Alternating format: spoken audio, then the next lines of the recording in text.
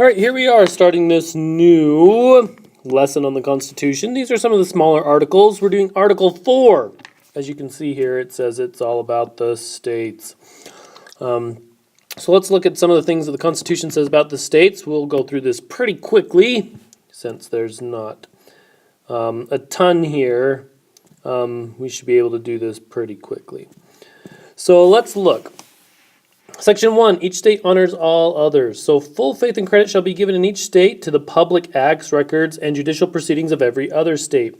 And Congress may by general laws prescribe the manner in which such acts, records, and proceedings shall be proved and the effect thereof. So what is this? This is that each state needs to tell what they're doing. So in other words, what they're doing.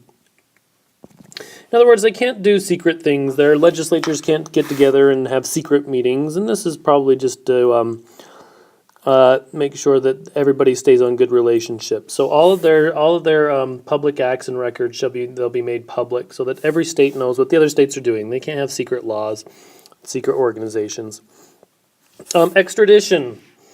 The citizens of each state shall be entitled to all privileges and immunities of citizens within the several states. So every citizen shall be entitled to all the privileges and immunities of citizens in the several states. Now this is an intriguing one because remember at this time there is still slavery. But this clause right here seems pretty clear that all the citizens have the same privileges and immunities. And slaves are considered citizens. So this is one of those clauses in there that says, hey, look, even though they didn't abolish slavery at this point, they still put in here a little clause that, kind of says that every citizen should have the same privileges, which is kind of intriguing. A person charged in any state with treason, felony, or other crime who shall flee from justice and be found in another state shall, on demand of the executive authority of the state from which he fled, be delivered up to be removed to the state having jurisdiction of the crime. So this is if somebody does a crime and runs away to another state. You have the executive authority. Who's the executive authority? So the governor. The governor of the state can say, hey, this guy ran away from us. Can you catch him and send him back? And the other states has to say yes. So you send back criminals. So if somebody robs a bank in Utah and runs away to Nevada, they catch him in Nevada, Utah has to say, hey, send him back because he's our criminal. So you can't run away. No person, notice again, this one is superseded by the 13th Amendment, so this part's not in effect anymore, but it says no person held in service or labor in one state under the laws thereof. So who is this? This is held in service or labor. These are the slaves they're talking about. That's why it doesn't count anymore.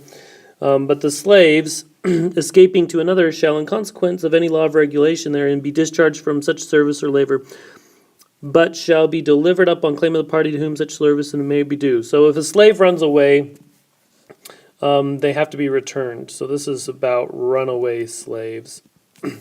Runaway slaves have to be returned. Well, now that doesn't count anymore because the 13th Amendment abolished slavery, so we don't have that anymore. New states. New states may be admitted to by Congress into the Union. So if we have a new state, who is it that decides? Notice here it's Congress that decides if a new state is going to come into the Union or not. But no new state shall be formed or erected within the jurisdiction of any other state. So you can't have within inside of Utah, Provo becoming its own state or whatever. Nor any state be formed by the junction of two or more states or parts of states without the consent of the legislature of the states and Congress. So the state legislatures have to agree and Congress have to agree if they kind of redo boundaries of states. That's just so that states don't fight over boundaries by themselves. The Constitution says you can't take away something from another state. You can't take land from another state unless their state legislature approves. And Congress shall have power to dispose and make all needful rules and regulations respecting the territories or other property belonging to the United States. And then nothing in the Constitution shall be so construed as to prejudice any claims of the United States or of any particular state. So Congress is in charge of any area that's not a state. These can be colonies or territories. We have some of those right now. Puerto Rico, for instance. American Samoa. These are all parts of the United States, but they're not states themselves. They're territories.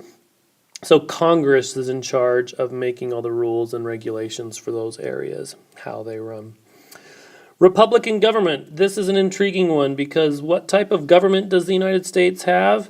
Again, too often people say we have a democracy, but we don't. We actually have a republic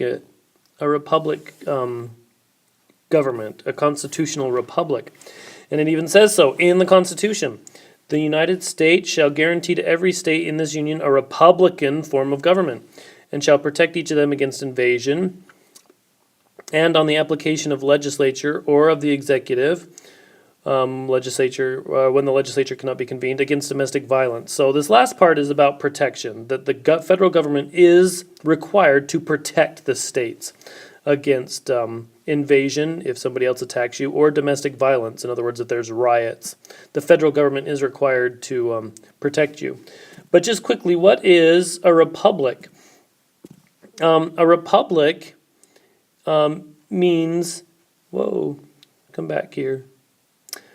A republic is when you select a group of people. Usually you consider them wise, I guess. So wise people choose the leaders.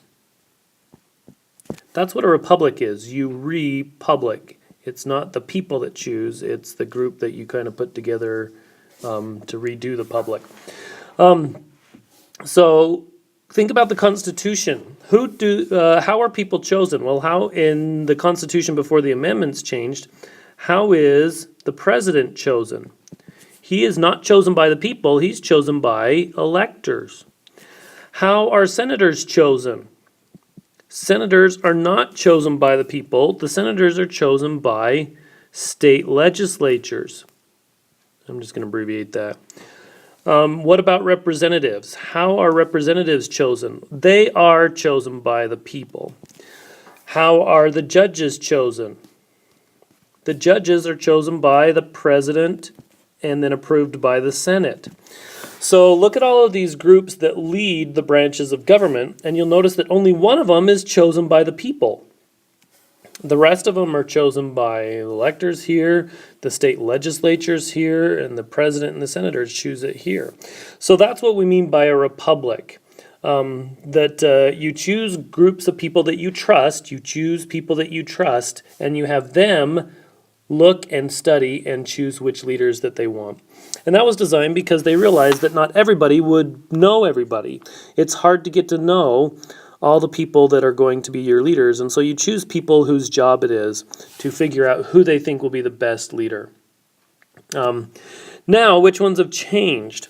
Presidents are still kind of chosen by electors, but this process has changed a little bit. Senators are no longer chosen by the legislature, they are now chosen by the people. Judges are still chosen by the president and the Senate. So these two have changed a little bit.